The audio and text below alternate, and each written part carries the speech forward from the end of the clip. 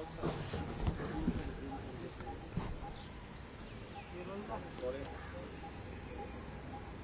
कालची घटना अत्यंत वाईट आहे। तुमच्या गटातील अभिषेक घोसाळकर यांचा गोळीबारात मृत्यू झाला। अनेक दिवस आपण ट्विट टाकतात की मुख्यमंत्र्यांशी अनेक गुंड जे आहेत ते भेटतात आहेत।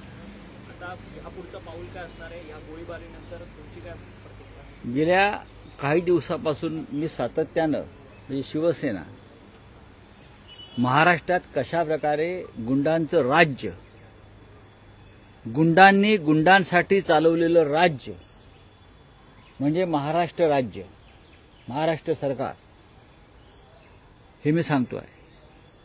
मुख्यमंत्र्यांच्या शासकीय निवासस्थानी, मंत्रालयात, इतकंच काय ते विधान भवनात सुद्धा नागपूरच्या अनेक गुंड, गुन्हेगार, माफिया हे सातत्यानं मुख्यमंत्री आणि त्यांच्या बाळराजांना भेटत होते, आजही भेटतायत। मुख्यमंत्र्यांच्या अभिनंदनाचे, स्वागताचे बोर्ड ठाण्यापासून मुंबईत कोण लावताय? तर हे गुंड आणि माफिया लावतायत। अनेक कॉन्ट्रॅक्ट्स, अनेक कामं सरकारी ही गुंडांना दिली जात आहेत। ठेकेदार 8,000 कोटीचं जे अँब्युलन्सचं काम, अँब्युलन्सचं कॉन्ट्रॅक्ट, 8,000 कोटीचं अँब्युलन्स कॉन्ट्रॅक्ट हे कोणाला मिळतंय, कोणाला मिळालंय आणि त्याच्यामध्ये अशा प्रकारचे किती माफिया मुख्यमंत्र्यांच्या संबंधित प्रत्यक्ष अप्रत्यक्ष सहभागी आहेत हे लवकरच बाहेर येईल। ज्याने काम दिलं जाण्यासाठी दबाव बाळराजांकडून आला होता किंवा आलेला आहे, त्याच्यामध्ये फक्त एकटे ते नसून मुंबई पुण्यातले अनेक नॉन माफियाज हे लाभार्थी आहेत 8,000 कोटीच्या टेंडरमधले। कळलं? सरकारी पैशानं गुंडगिरी वाढवायची, सरकारी पैशानं माफियांना बळ द्यायचं, पोलीस हे गुंडांचे संरक्षक झालेले आहेत। शिंद्यांच्या टोळीमध्ये गुंड आणि पोलीस एकत्र आहेत, हे सांगतो मी तुम्हाला। मुंबई, ठाण्यासह अनेक ठिकाणी ज्या पोलिसांच्या नेमणुका केलेल्या आहेत हे सगळे शिंदे सेनेचे सदस्य आहेत, शिंदे गँगचे सदस्य आहेत आणि त्यांचा हिशोब 2024च्या निवडणुकांनंतर केला जाईल। त्यांची यादी तयार आहे, हे त्यांनी आता मी सांगतो। तुम्ही पोलिसांसारखे जर वागणार नसाल आणि तुम्ही एखाद्या सरकारी गुंड टोळीचे, माफियातले, खाकी वर्दीतले मेंबर्स म्हणून वागणार असाल तर या राज्याची जनता दूधखोळी नाही। कल्याणला गणपत गायकवाड यांनी गोळीबार केला, त्यातही एकनाथ शिंदे आणि त्यांच्या मुलाचं नाव आलेलं आहे। खरं म्हणजे पोलिसांनी शिंदेंची चौकशी करायला पाहिजे होती ताबडतोब। इतर ठिकाणी असा गुन्हा झाला असता आणि कोणाचं नाव आरोपीने घेतलं असतं तर पोलीस त्याच्या घरी जाऊन त्याचं स्टेटमेंट घेतलं असतं, त्याच्याविरुद्ध FIR दाखल केला असता। पण गणपत गायकवाड हे सांगतायत आरोपी की एकनाथ शिंदेंमुळे मी गोळीबार केला आणि माझे कोट्यावधी रुपये त्याच्याकडे पडलेले आहेत, तरीही या राज्यातला कायदा, पोलीस त्याच्यावरती काही ऍक्शन घ्यायला तयार नाही, कारण ते मुख्यमंत्री आहेत। झारखंडच्या मुख्यमंत्र्यांना अटक होऊ शकते, झारखंडच्या मुख्यमंत्र्यांना अटक होऊ शकते, दिल्लीच्या मुख्यमंत्र्यांच्या अटकेची योजना सुरू आहे, पण महाराष्ट्रामध्ये गुंडांना पाठीशी घालणाऱ्या मुख्यमंत्र्यांना अजून जाब विचारला जात नाही, हे अत्यंत दुर्दैव आहे। काल शिवसेनेतले आमचे जवळचे सहकारी विनोद घोसाळकर, जे उपनेते आहेत पक्षाचे, आमदार होते, अनेक महत्त्वाच्या पदांवर त्यांनी काम केलं, अत्यंत निष्ठावंत कडवट शिवसैनिक, त्यांचे चिरंजीव अभिषेक घोसाळकर ते सुद्धा नगरसेवक होते, मुंबई बँकेचे संचालक आहेत, अनेक शिवसेनेतल्या पदांवर ते काम करत होते। त्यांची ज्या निर्घृण पद्धतीनं उघडपणे या महाराष्ट्रात, मुंबई शहरात हत्या झालेली आहे, या हत्येनंतर या राज्यातल्या कायदा सुव्यवस्थेचा जो नंगा नाच पाहायला मिळाला गुंडांचा, तो अस्वस्थ करणारा, महाराष्ट्राच्या इतिहासामध्ये असं कधी घडलं नव्हतं. गेल्या 1.5 वर्षामध्ये रोज फक्त गुंडगिरीच्याच बातम्या आमच्या कानावर येत आहेत.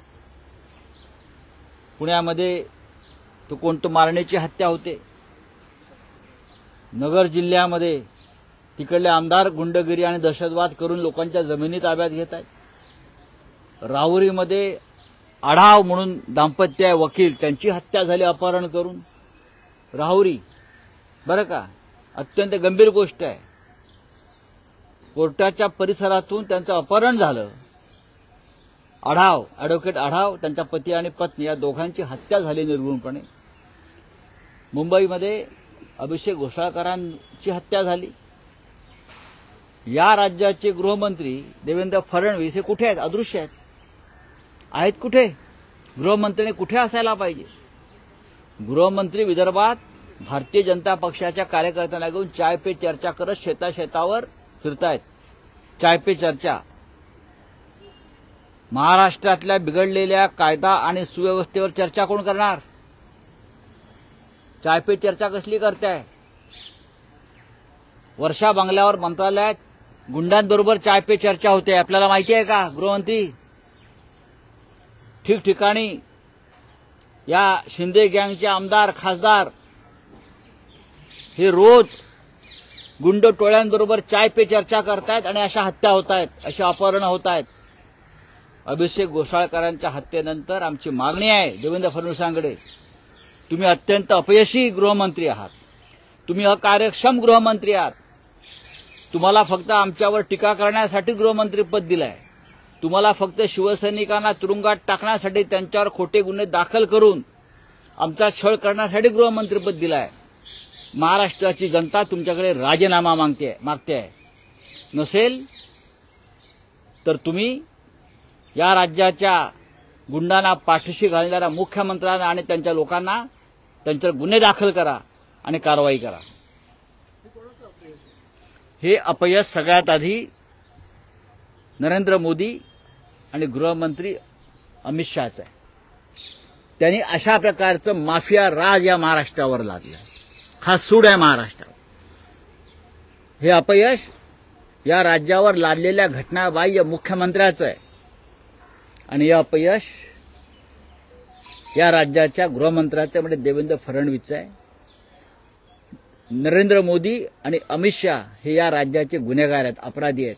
लक्षात घ्या, ज्या प्रकारचं शासन त्याने आमच्या माथी लादलेलं आहे त्याच्यामुळे महाराष्ट्रात गावागावात रक्ताचे सडे पडतात. लुटमार, दरोडे, अपहरण, बलात्कार, हत्या हे वाढलेलं आहे. काय करतात मोदी आणि शहा? त्यांनी हे सरकार लादलंय ना आमच्यावर, त्यांची जबाबदारी नाही का? या मुख्यमंत्र्यांना ताबडतोब काढून इथे राष्ट्रपती शासन इथे लावलं पाहिजे. सरकार बरखास्त करा आणि राष्ट्रपती राजवट लावा तुमच्यात हिंमत असेल तर.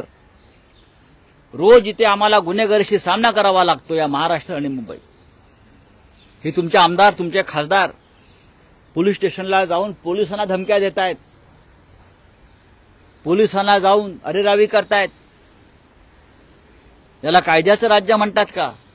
याचं कारण असं आहे, हे गुंड आणि बदमाश वर्षा बंगल्यावर, मंत्रालयात, मुख्यमंत्र्यांच्या निवासस्थानी, ठाण्यात, सर्वत्र गुंडांबरोबर मुख्यमंत्री आणि त्यांचे सहकारी, त्यांचे बाळराजे हे रोज चाय पे चर्चा करतायत आणि त्यांना आपल्या पक्षामध्ये, त्यांच्या गटामध्ये, त्यांच्या गँगमध्ये सामील करून घेतलं जात आहे फक्त आमच्याशी लढण्यासाठी. मुंबईत पुण्यात जो गोळीबार झाला तरी आजच्या उपमुख्यमंत्री म्हणजे गृहमंत्र्यांचा डे प्लॅन जो आहे तो दिल्लीचाच आहे. आजही ते दिल्लीवारीतच असणार. नाही, मी ते म्हणतोय ना, त्यांना पडलेलंच नाही काही महाराष्ट्राशी. मुख्यमंत्र्यांचा कोणतरी म्हटलं आज वाढदिवस आहे का? आज वाढदिवस आहे म्हणजे आज तिथं अजून 100 गुंड येतील. हा, देवेंद्र फडणवीस दिल्लीला गेलेले कशा करता? नवीन सुपारी घ्यायला, महाराष्ट्रात खून करण्याची? काय एकदा तरी एका शब्दाने तरी ते बोलले काय या राज्याच्या कायदा सुव्यवस्थेवर कठोर कारवाई करू? कोणावर? शिवसैनिकांवर फक्त, आमच्या गुंडांवर नाही. गुंड तुमचे कोण लागतात?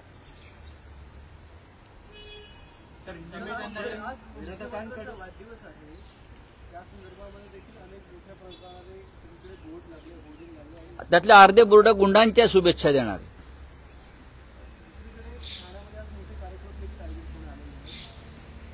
मुंबईमध्ये एका लोकप्रतिनिधीची हत्या होते.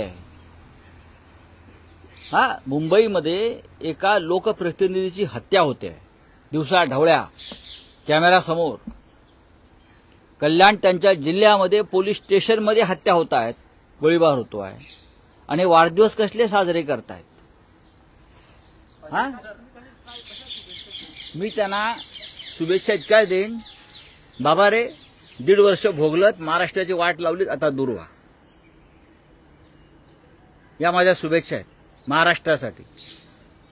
झालं, तुमची इच्छा पूर्ण झाली ना महाराष्ट्राची वाट लावण्याची, महाराष्ट्राला बदनाम करण्याची, महाराष्ट्र खतम करण्याची, महाराष्ट्राच्या अस्मितेला चूड लावण्याची दिल्लीच्या मदतीनं. झाला आता ना, खोके जमले आहेत ना, खोके जमले, खोके वाटले गेले, आमच्या लोकांना तुरुंगात टाकलं, आता बाद झालं. अजित पवार म्हणतात सरकारची प्रतिमा मलिन करतात या घटनेवर. अजित पवार म्हणतात त्या घटनेवरून विरोधक फायदा घेत आहेत आणि सरकारची ही गोष्ट फायदा घेण्याची आहे का? आमचे एक सहकारी, तरुण सहकाऱ्यांची हत्या झाली, ही गोष्ट फायदा घेण्याची आहे? तुमचे चिरंजीव ज्या माफियाला जाऊन भेटले त्याच्यावर बोला. तुमच्यावरती जे आरोप आहेत आर्थिक माफियागिरीचे, आर्थिक माफिया, बरं का, त्याच्यावर बोला. कोण बदनाम करते महाराष्ट्राला? प्रधानमंत्र्यांनी जे तुम्हाला ओळखतात म्हणताना, मला ओळखतात मोदी, मला विचारतात काय अजित, एअरपोर्टला 70,000 कोटीचा घोटाळा हा प्रधानमंत्र्यांनी समोर आणला, आम्ही आणला नाही. कोण फायदा घेताय? फायदा तुम्ही घेताय. तुम्ही लाभार्थी आहात या माफियागिरीचे, आर्थिक. तुम्ही सगळे, आम्ही नाही. वर्षा बंगल्यावरती जो मॉरिस आहे मारेकरी, तो गेलेला आणि मुख्यमंत्री एकनाथ शिंदेंना भेटला. त्याला त्याच्या पक्षात यायचं निमंत्रण दिलं होतं त्यावेळेला. परंतु आता त्या मॉरिसचे अनेक फोटो जे आहेत येऊ द्या ना, लोकांसोबत असू द्या ना, असू द्या. पण सध्याच्या मुख्यमंत्र्यांना ते भेटले, तिथे काही लोक जे होते प्रत्यक्षदर्शी, त्यांनी सांगितलं की त्याला पक्षात येण्याचं तेव्हा आमंत्रण दिलं होतं, त्यांच्या गटात किंवा त्यांच्या गँगमध्ये.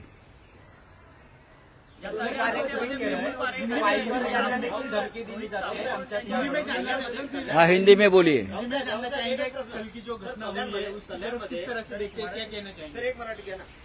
बोलिए क्या है. कल की जिस तरह से घटना हुई है, कल हमारे पार्षद शिवसेना के मेरे साथी विनोद घोषाळकर, जो बहुत ही निष्ठावंत शिवसैनिक रहे, पार्टी के उपनेता है, उनका बेटा वो भी पार्षद रहा है, अभिषेक घोषाळकर को जिस प्रकार से उनकी हत्या हुई मुंबई में, ये बहुत ही गंभीर बात है. पूरे महाराष्ट्र में गुंडाराज चल रहा है, माफियाराज चल रहा है और शिंदे सरकार के आशीर्वाद से माफियाराज चल रहा है. दर दिन मुख्यमंत्री के निवास स्थान पर 10 या 15 ये माफिया गैंग्स के लोग आते हैं, बैठते हैं और चाय पे चर्चा करते हैं. गुंडों के साथ चाय पे चर्चा चल रही है सरकार की. देवेंद्र फडणवीस गृहमंत्री है, कहाँ है? अदृश्य है, लापता है. चाय पे चर्चा विदर्भ में कर रहे, यहां खून हत्या हो रही है, हमारा आदमी मारा गया, हम चुप नहीं बैठेंगे. मैं आपको बताता, हम चुप नहीं बैठेंगे, जो करना है वो कर लो, हम चुप नहीं बैठेंगे. अब कहाँ है आपकी ईडी, सीबीआई? इतना सब कुछ हो रहा है मुंबई में, महाराष्ट्र में. जिस तरह से गुंडाराज चलाया जा रहा है उसके लिए नरेंद्र मोदी और अमित शाह जिम्मेदार है.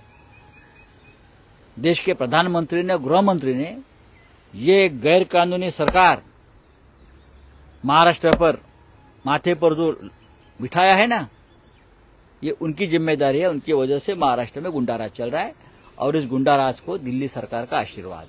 गृहमंत्री जी दिल्ली जा रहे हैं, उसके बारे में हाँ, कोई नई सुपारी होगी और कोई हत्या बित्ता करना है शिवसेना के हमारे लोगों की, कुछ हो सकता है। ये कौन सी लॉ एंड ऑर्डर की बात करते हैं? हाँ, बस चुनाव, राज्यसभा चुनाव, ये चुनाव, वो चुनाव, हाँ, चुनाव में ही चुनाव लगाते ये लोग घूम रहे हैं ना। महाराष्ट्र की पूरी तरह से वाट लगाई ये लोगों ने। चलिए, थैंक यू।